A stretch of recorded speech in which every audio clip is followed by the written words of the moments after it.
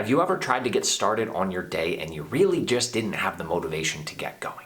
Well, in today's video, I want to talk you through one of the things that held me back, and I'm glad I finally am able to put my finger on it so I can walk you through how I identified the problem, what I did about it, so that honestly getting to work became easy and I was excited to do it. I don't want to dive too deep into my backstory because I've already covered that in other previous videos, but the short version is the way I started doing my business in my first year is completely different and unrecognizable from how I do things now.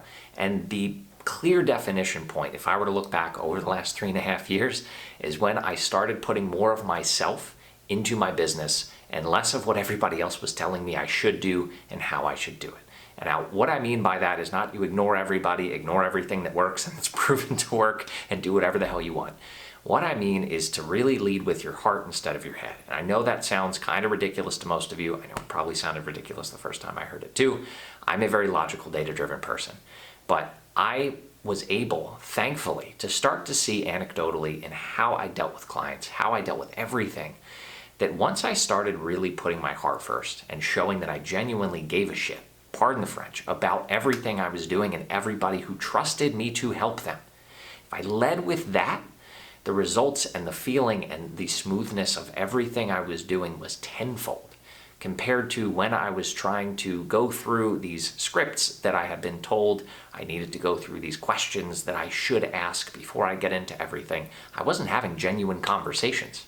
I wasn't able to really, again, do what felt natural to me because naturally, I'm a caring person. I'm a genuine person, and honestly, I never gave that enough credit. I always thought that's something that in the background everybody has, right? It's not a differentiator. There's no reason to lean into that.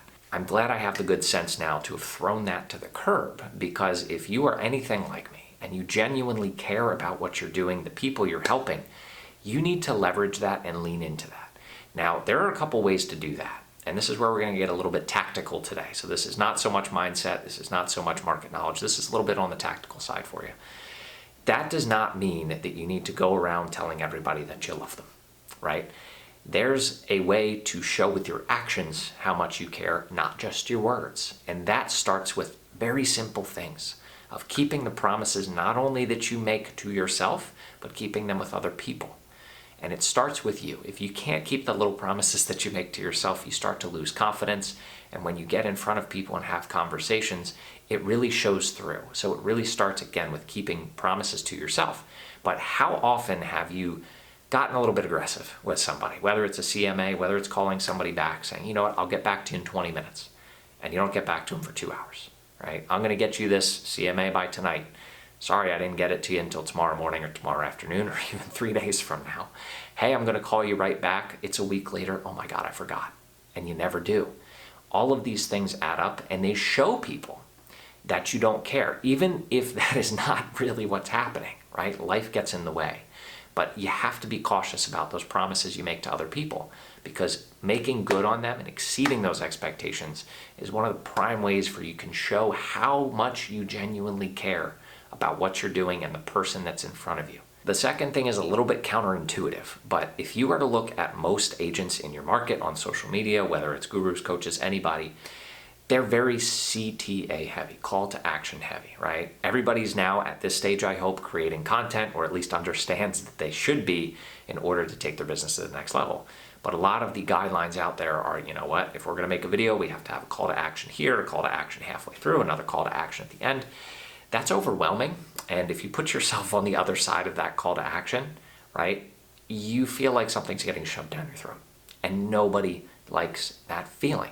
So even if you're doing it out of a good place, right, hey, look, please call me if you have any questions, you can certainly say that, but you need to be careful about how frequently the tone and everything you do when it comes to a call to action. Most of my videos, as you may have noticed on this channel, there are some. On my main channel, my client focused channel, there are very few, because I'm there to provide information, education, and give them confidence to make a confident decision. And again, I know this is counter to everything you've probably heard at this point about calls to action, but I've lived it and I've seen it in my own business and life, that calls to action add pressure. And pressure put at the wrong time in the wrong tone is a complete turnoff. And what that says to those clients, depending on their mindset, their background, their experience, that tells them you're trying to sell them. right? It brings them back to understanding that you're a salesperson at heart. And the moment that they feel that about you, you've lost. They need to believe that you are the advisor, that you're there because you care, and that you can help them with whatever it is that they're going through. So again, number 2 is really be cautious about those calls to action. Last but not least, number 3 is owning up when you make a mistake in whatever shape that takes form. In one of my recent transactions about a year ago, there was an addendum that I should have used a different version of. I had no idea that the other version existed. This was a state addendum versus a local board of realtors addendum. I don't want to get too in the weeds about it, but basically it put my client at a disadvantage. When that issue came to light, I had to take a hard look at, could I have done anything differently? And what are we going to do about this? I had some additional conversations with other agents, with my broker, and it turns out that other addendum does exist. It's a little more ironclad than the one that I had been taught and trained to use. And it hurt my client. It put them in a bad position. Now, a lot of people will say, well, you did your best. There's nothing you could have done differently. You didn't know any better. And that puts the burden on the client who trusted me as the advisor, right, to guide them properly, to be the expert, to be knowledgeable about all of this stuff that they shouldn't have to worry about. So I had a decision to make. And honestly, I simply put myself in their shoes. And what would I have wanted my agent to do? I would have been livid if my agent should have known better. Whether they did or didn't, whether they were trained that way or not, is irrelevant to me as the buyer, right? This was an unforeseen thing that came out of left field that hurt my chances financially and total probability of landing the property that I did everything right to put myself in position to buy.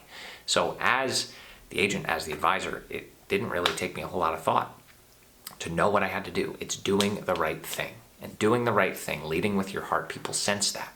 It's what builds genuine relationships. And I have removed myself, thankfully, from that never-ending hamster wheel of the next lead, the next client, the next acquisition. And I have a strong foundation of real relationships, friendships even, with a lot of the people who have trusted me to help them in this journey.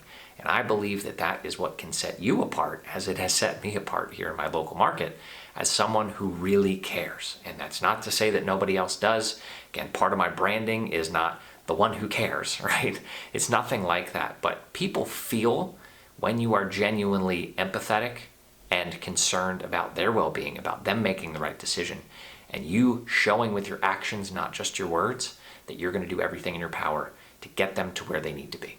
So I hope that hit home for you today. If you have any questions or want to talk more about anything like this, you can always book a call down in the description. There's a link. Happy to chat, happy to be a sounding board for you if I can help in any way. So thanks as always for tuning in. I'll see you next time.